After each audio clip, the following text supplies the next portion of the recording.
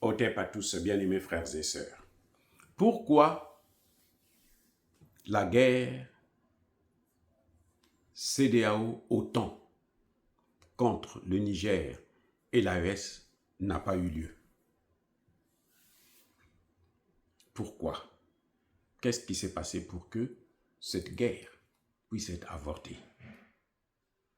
Est-ce que c'est parce que le Mali et le Burkina ont dit que nous allons soutenir le Niger? Non, c'est pas ça. Le problème est plus lourd que ça. C'est vrai que le Mali et le Burkina se sont engagés avec le Niger, donc la guerre serait plus compliquée pour ceux qui devraient la mener. Mais le vrai problème, c'est d'abord le Nigeria. C'est un problème politique du Nigeria. C'est le Nigeria qui a stoppé ça. Comment? Au Nigeria, il y a deux grandes tribus.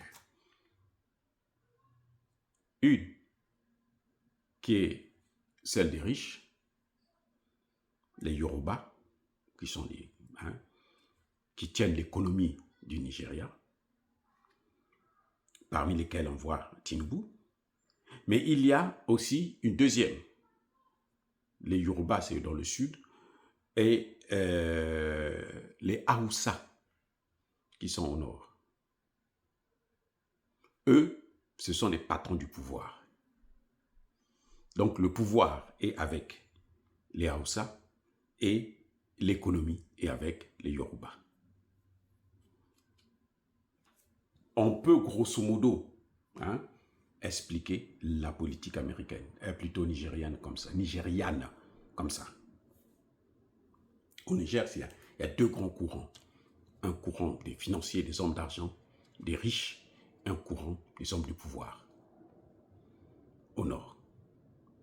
Maintenant, ceux-là qui ont le pouvoir, là, les Haoussa, c'est la même tribu qu'on trouve. On trouve une grande tribu de Haoussa au Niger. Vous allez me dire que Tinubu est Yoruba, mais comment il a fait comment il se trouve avec le pouvoir? Eh bien, il est au pouvoir parce que il est dans un parti des Haoussa. Et ce sont les Haoussa qui ont présenté sa candidature, qui l'ont soutenu pour qu'il puisse accéder au pouvoir. Vous comprenez? Maintenant, quand il y a le coup d'État au Niger, le général Tchani prend le pouvoir. Qu'est-ce qui se passe? Emmanuel Macron appelle Tinubu. Il dit qu'il faut intervenir. La CEDEAO va intervenir, mais le gros du lot des forces va venir du Nigeria. C'est le Nigeria qui sera le meneur du jeu. Alors que le Nigeria lui-même, il a le terreau qui n'arrive pas à maîtriser.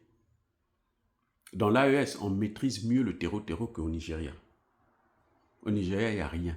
Les militaires fuient. Ils sont mal payés. Leur salaire ne passe parfois pas. Ils font plusieurs mois, ils n'ont pas de salaire. Ils sont obligés de fuir le terrain à cause de la corruption. Au Niger, ce n'est pas le cas. Au Burkina, ce n'est pas le cas. Au Mali, ce n'est pas le cas. Donc Macron, lui, choisit donc le Nigeria, Tinubu. Macron appelait Tinubu tous les jours qui passaient.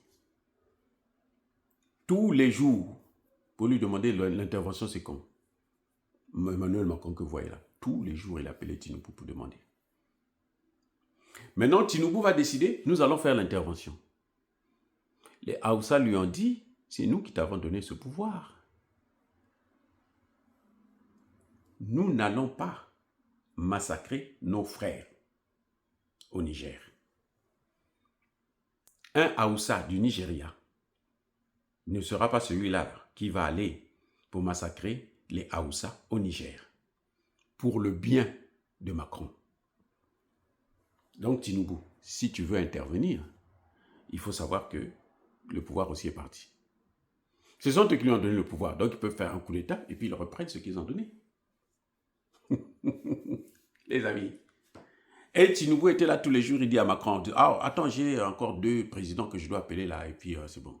Ah, attends, il y a un tel que je dois faire, je dois telle chose. Et puis après, il a blagué avec Macron. Jusqu'à ce que Macron était fatigué, Macron a abandonné.